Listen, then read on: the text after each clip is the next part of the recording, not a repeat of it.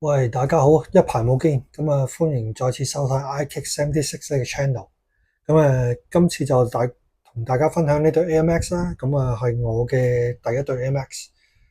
呢對 Air Max 都出過7至8次啦，其實都翻出過，由95年開始出嘅時候到而家2026年都應該係翻出過7至8次嘅。今次有幸入手啦，咁即係第一對自己嘅第一對 Air Max 啦。都多謝 Elo Sports 個 page 見到，咁喺度就話StockX 嗰度就嘅價錢唔係太貴嘅，咁就我都喺 StockX 入咗手啦。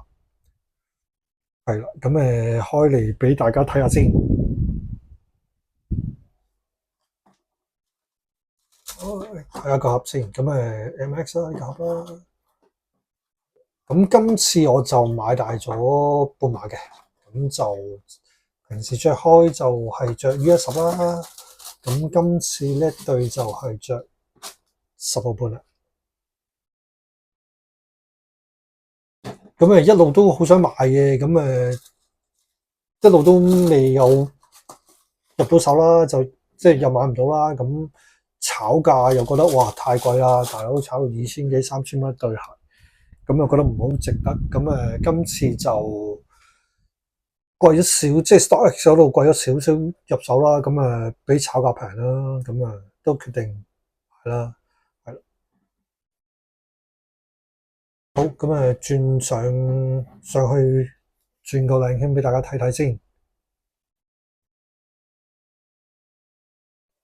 好啦，而家 zoom 緊少少俾大家睇啦。呢對都入咗，即都等咗好耐先至有機會入手啦。因為炒價太貴就唔想買啦，又覺得冇乜呢必要啦。當然靚啦，即係灰色襯呢個 lime green 定係 bright green，係啦。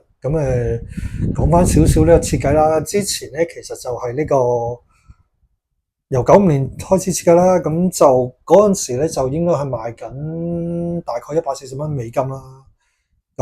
即係大概係咪1200蚊到咧？唔知啊。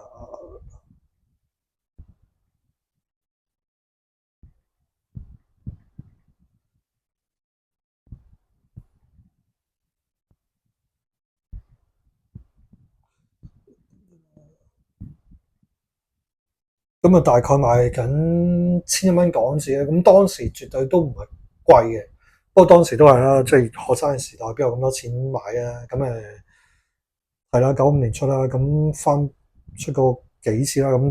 當然都即係當年都係主力 focus 喺籃球鞋啦。即係我自己買嘅都係 Jordan，買親基本上都係 Jordan。到有一年紀大咗少少，又想買啲 casual wear 可以出下街就買好多唔同嘅鞋啦。呢對係其中一對啦。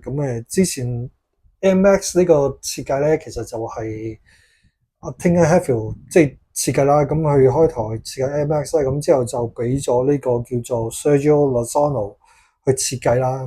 呢個 Air Max Big Bubble 咧就係呢個 Sergio 設計噶。佢嘅設計其實都係關於用喺大自然做靈感啦。佢有一落雨啦，就係即係望到出面窗出面見到啲灰灰地嘅天啦。樹林啦，就用咗呢個做設計做靈感啦。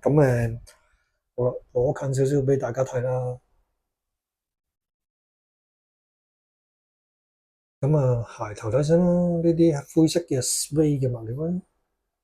係啦。呢度係唔同顏色嘅類似 gradient 嘅，由淺灰、深深地再深。係啦。後面呢個位咧，其實係熒光嘅，唔知大家睇唔睇到？都係熒光物料啦。側邊都係啦。呢個位都係熒光嘅物料啦。呢度就寫住 Air Max 啦，裏面都係 Air Max 啦。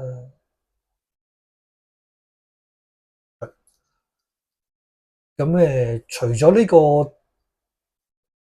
用呢個大自然做設計之外咧，咁佢呢個其實個鞋底咧都有少少人體工學嘅設計啦。咁咧聽聞咧呢個咧其實就係呢個佢嘅背脊骨，即係 spine 用人體嘅脊骨脊椎為設計藍圖啦。咁就去即係設計咗呢個咁嘅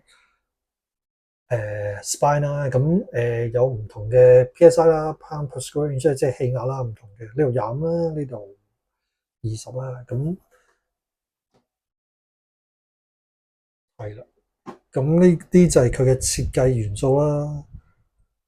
咁其實咧都有好多明星着過啦，包括木村拓哉啊。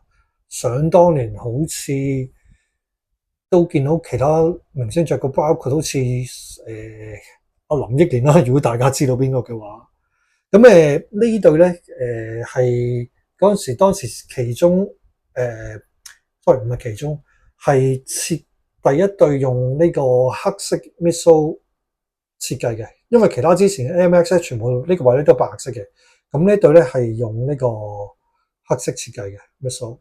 咁聽聞當年咧呢啲 bubble 位咧係一塊過啦，咁唔知點解啦，可能易爆啲啦。咁而家就可能即係有呢個用，可能係兩塊黐埋，有條界喺度啦。咁可能佢壓力啊嗰啲之類係承受壓力好啲啩。咁今次就有呢兩條界咯。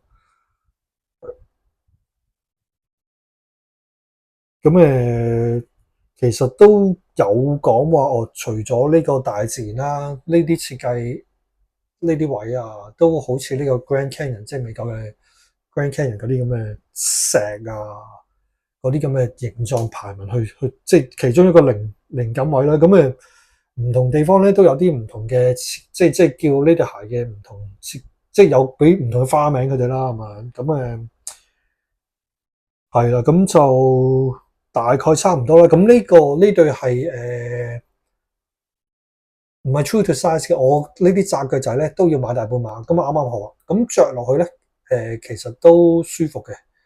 誒唔係唔完全慢嘅，即係你係 feel 到感受到嗰啲 air 嗰啲咁嘅 bubble 位啦。咁轉頭會着上腳俾大家睇嘅，因為咧之前都有問過其他人先買啦。咁佢哋話哦都幾硬喎咁樣。咁我買翻嚟試過咧，其實又唔好話係幾舒服。我唔明點解咧，即係咩阿 Pippen 嗰啲 Air Up Tempo 咧，成個底都 Air，但係點解咁硬？反而呢對係好舒服，因為我買嗰陣時都覺得哦死啦，唔好似 Air Pippen 嗰啲 Up Tempo 咁樣咧。哦唔係喎，完全着落去另外一對感覺。咁就 anyway 好啦，咁轉頭上嘅俾大家睇。